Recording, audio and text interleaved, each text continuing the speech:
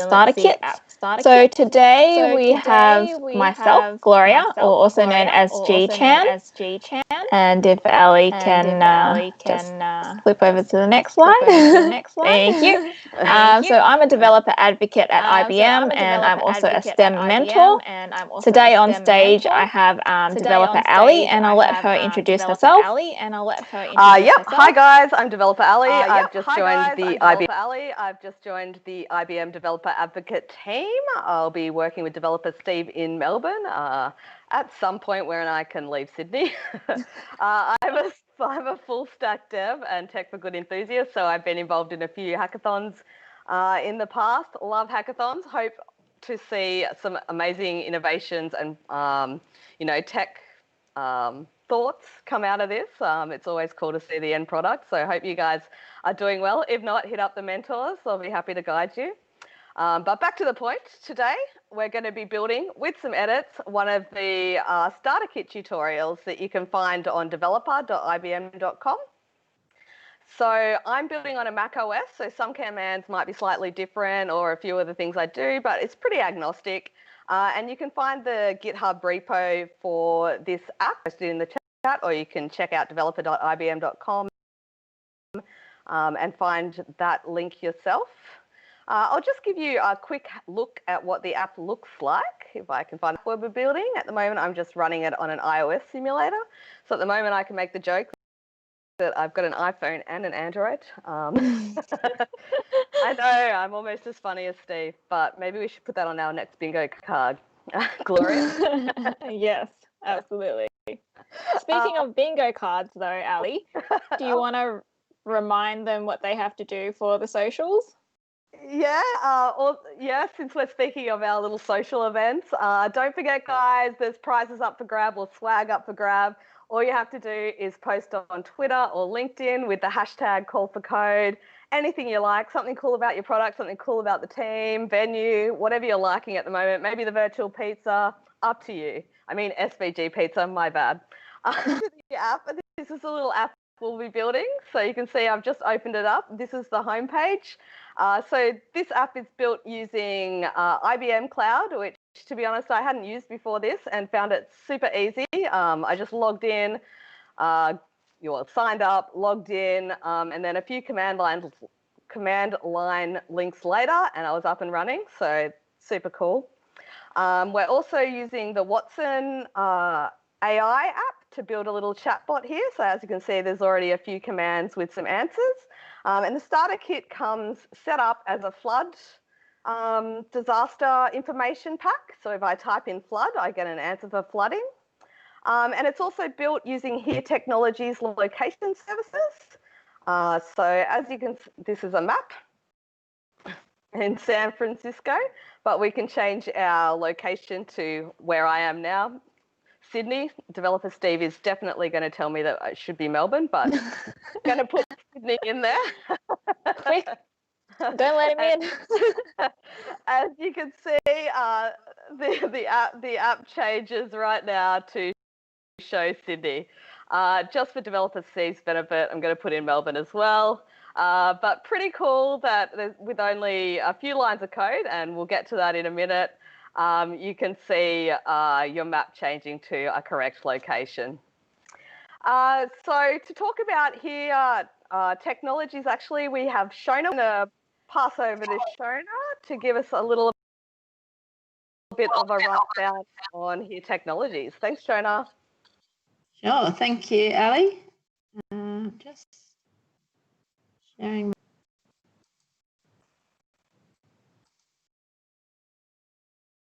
Up there now. So hey everyone, I'm Shona Tism. I work with Here Technologies, and so we're a location data platform company, and we basically make maps for in-car navigation, GPS devices, and a whole lot of tech applications and cool websites and things. So as Ali's already shown you a quick example, I guess we've got tools that you can build and put into your apps that you're building or websites or whatever. So this is just a screenshot of our developer platform. The link there is her.is/devs if you want to get in and sign up to an account.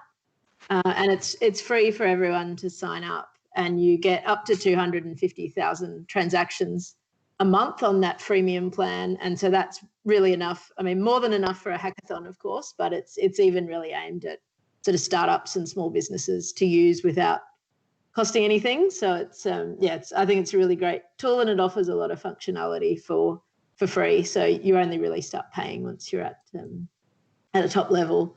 There's, I guess, two main parts to it. There's Here Studio, which is just a simple map tool. So it's mainly if you don't have any development skills, you can get on and build a digital map and share it on a website. So it's really easy, and it's basically drag and drop with data. If you've got some Excel spreadsheets with coordinates in, you can just literally drag it in and make a map within a few minutes. So it's a very simple tool.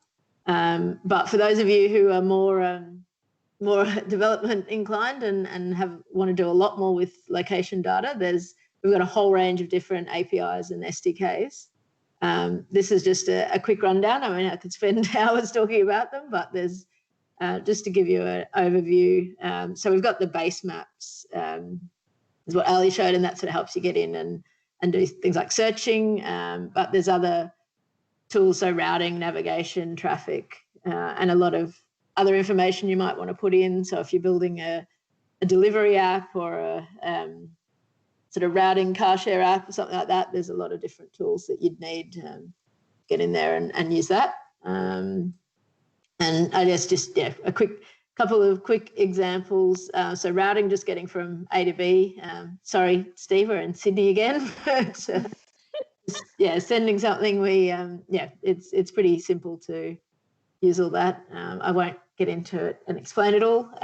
There's some other cool location tools. This one's my favorite, Isoline. So you can set a distance of, this one's how far it would take to drive in 5 minutes from the red point in the middle, and it gives you all the points you could get to within 5 minutes. So there's, this is a small scale example, but you can do it a lot with looking at, I guess, if you were sort of planning where you would deliver to, I guess setting up zones for that.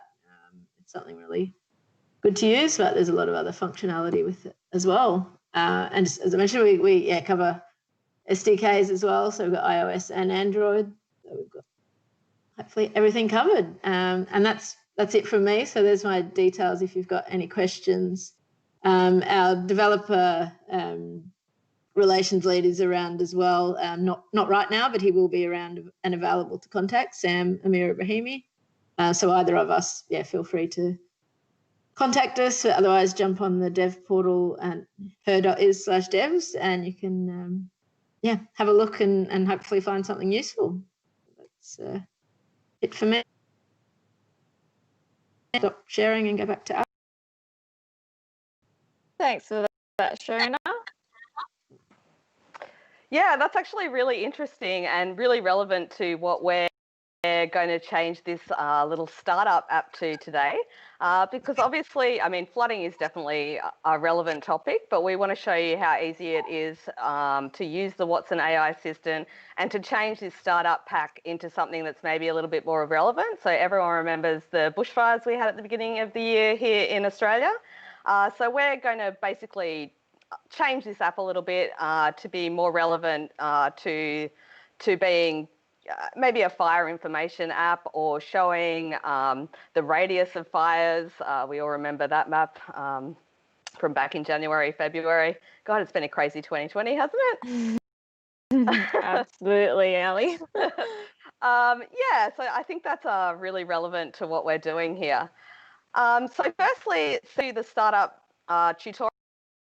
There's a few prerequisites, and I kind of spoke through them before. You need an IBM Cloud account, which I've already got set up. And as I said, really simple and painless. I don't say that about a lot of cloud things. Register for a Here account. So they showed you how to do that. And we're using the JavaScript version here because this is built on React Native, which for those of you that don't know is basically a JavaScript framework. It compiles down to native iOS and Android code, now supporting Windows as well. So that's kind of cool, I guess. Either way, so it runs on native native Android, native iOS. I'm showing you the iOS simulator at the moment, but you can also run this on Android and Windows. So that's the benefit of React Native there. If I can find my code, sorry guys, definitely here somewhere. There we go. All I've done is cloned the repository. And if I have a look at the side here, by the way, I'm using VS Code in case anyone wanted to use the same IDE as me. I really love this editor, so. But we can see here what I've downloaded from the Git repo is basically a solution starter kit. And you can see what comes in it is the folders, images, pretty basic web stuff. And this is the starter kit. So you've got your assistant, which has got a starter kit plug dialog skill JSON. And we're going to go through that a bit more later. But you can have a quick look at that. It's got some intents. It says your intent is flood danger and the examples of the intent text, how much damage can flooding cause, description, etc. And this is built out from the Watson Assistant. But we're going to show you how much easier it is to edit in the Watson Assistant as well. So I won't go through that too much.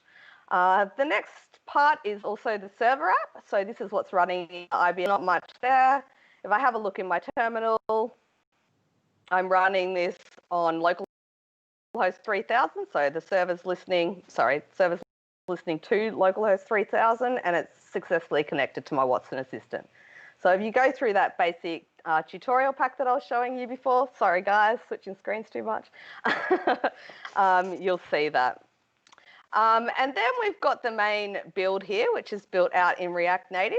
So it compiles down to Android and iOS code, as I was mentioning before, and then we've got your source module. So in this source module, for example, if I wanted to change this home screen to be our Fire app, which we were talking about before, all I'd have to do is, and I've actually... You've already done it. Already done it there, so way ahead of myself, but I'm just going to actually roll that back with my special Git powers. There we go. Back to being up. Thanks, Git. So if we wanted to change that, it's just in the Home app. You can see here, here's all your styles. So for example, if we wanted to change the background color of our screen, what's your favorite color, Gloria? Purple. All right, let's try that out. And I'm just going to change maybe the heading to be our bushfire information. I'm going to say bushfire resiliency here and just change out my little blurb. And if I save that file and hopefully go back to the right screen. Oh, are you sure? Oh. Purple's your favorite color? It is, but it's not really matching. Okay, so maybe we need a bit of a redesign there, but you can see how easy it would be to basically change your styling of this app, to change your little blurb there, to basically change anything on the home screen. I'm gonna move that back to white, I think, Gloria. I mean, I love, maybe not on this project. I would have to agree with you on that, Ali. Okay, so how about we go through how we might change this from a flood app, so talking about floods, into a fire app. So first thing I'm going to do is go to my Watson Assistant, and maybe you can talk us through this part, Gloria?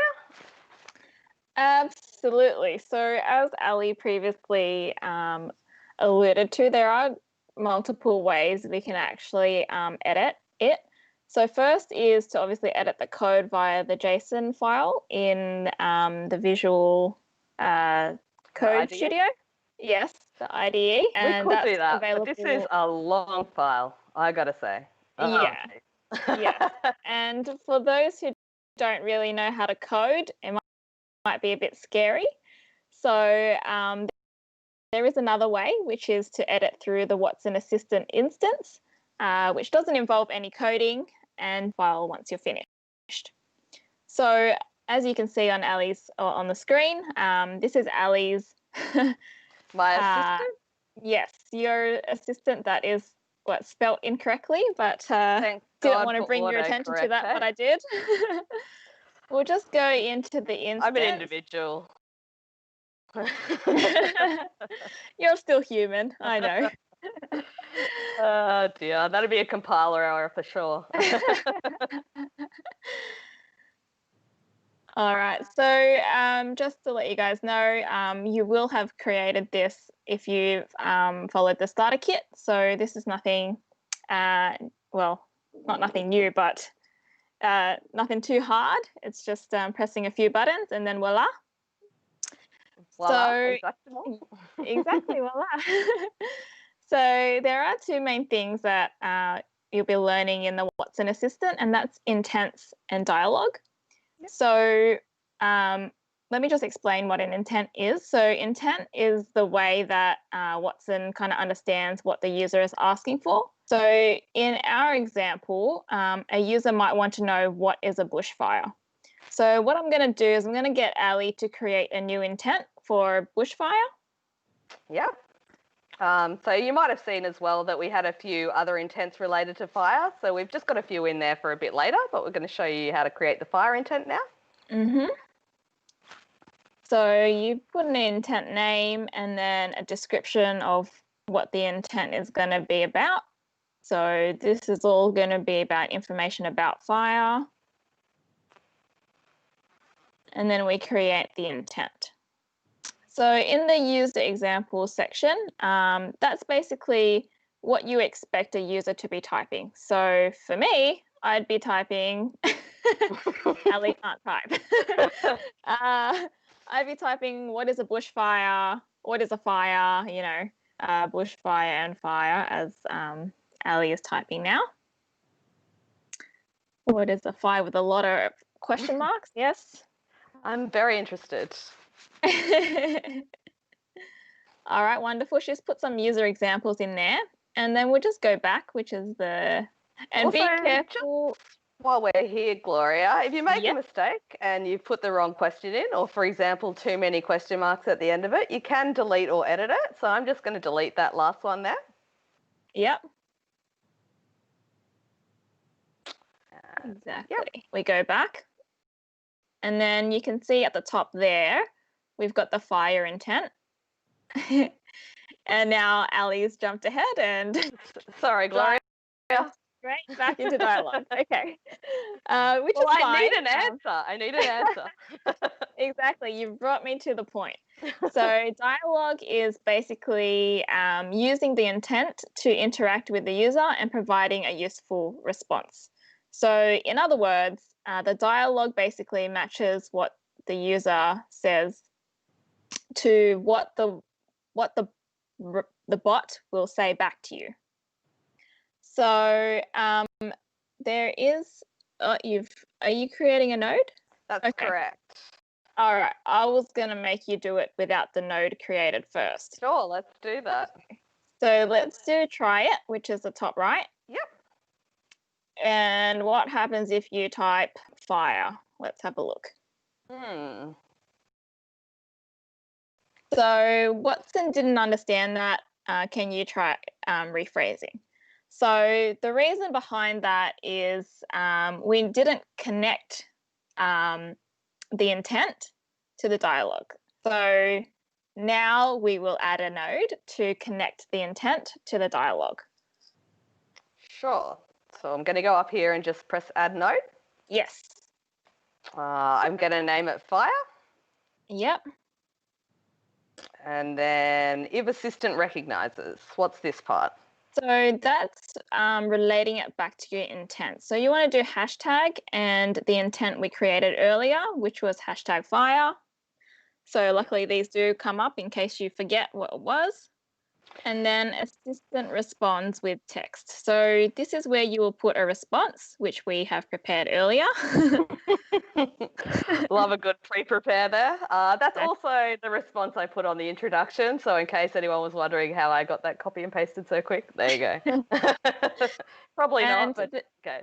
Yeah, the thing is you can put multiple answers as well. So Watson will randomize it. So if you type a different answer, a bushfire is hot. Yes, very hot. Wonderful. And basically during this time, Watson is learning all of these answers. Just I in love your case. answers out there. All right, so do we want to try it out and see if that works? We'll clear the box. So we'll just try it down in try. Also, you can get to this, try it from dialogue as well, just in case you were wondering where that was on this screen. I can also close this and try it out. So it still knows my answer as well, so great. So there we go. How good is that? You've already got a question and answer. You can add as many questions as you like to generate this same response, which is pretty awesome. And we can also do an addition to that. Is that right, Gloria?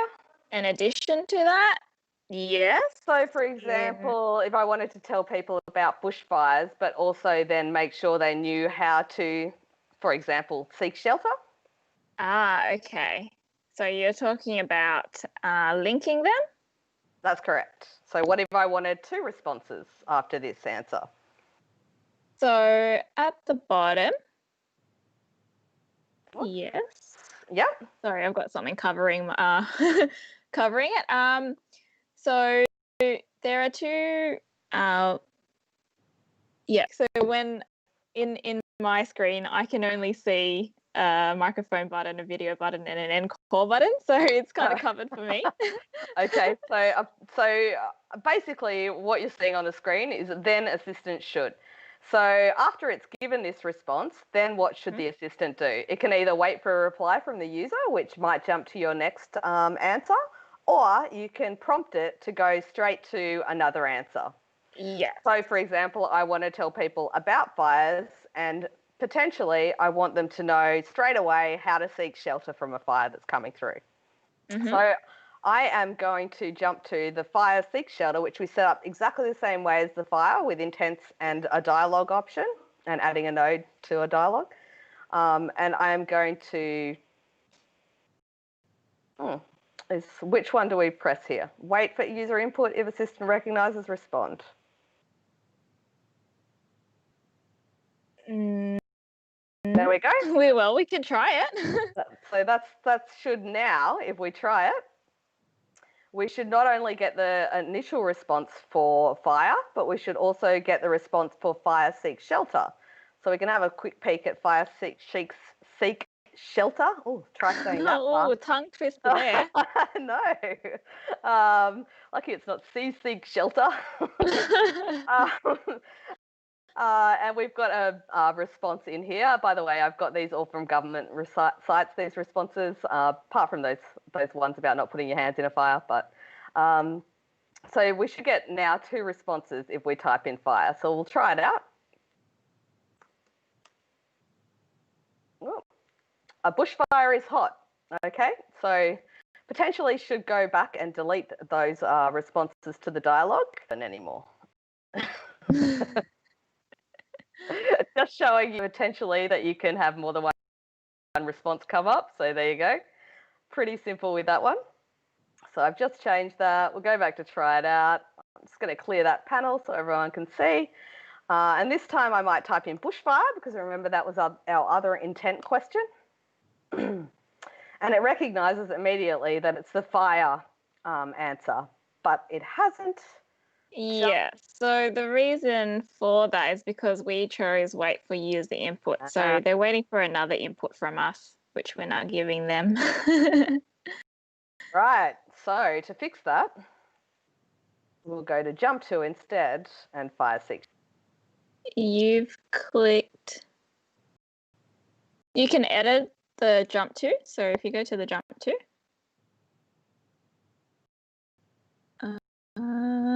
I think you're reverse right now. A continuous loop here, potentially.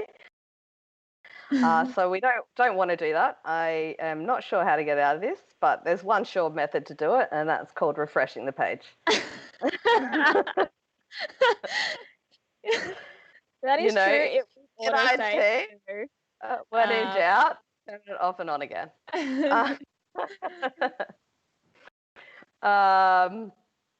So, sorry, Gloria, how do you change this condition? Go back to wait for a reply? See that on the right-hand side? Let's delete that first. Yeah, okay. And then assistant should jump to fire 6 delta and respond. Ah, that's what I did wrong. Online debugging, gotta love it. Okay, so let's try it out again, shall we? We shall. Fingers crossed this one works. Bushfire.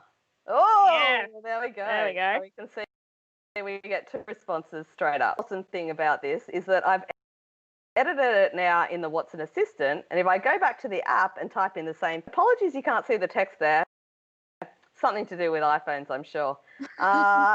Press send. Then I should, fingers crossed, get a response in the app as well, but I am not. You definitely should be. There's a lag happening there, guys. So yeah, so you can also see that it works straight away in the app. Not a lot of fussing around. You can immediately create your product and showcase your idea without needing to do, all the config and setup that you would in a usual app. So pretty powerful starter kit, I think, here. Absolutely. And I just wanted to reiterate that we did 0 coding, so don't be afraid. Well, we did change the code to purple. Oh, well, you did that. I didn't. Pretty cool. Exactly. So 0 coding, and you've already got most of your app set up. So pretty awesome. There's also another couple of pre-built things in this starter pack. So if I click on the little help guy, it'll come up with, hopefully, sorry, I'm getting a little bit of lag because I'm running a few different things at once. So apologies for that, guy.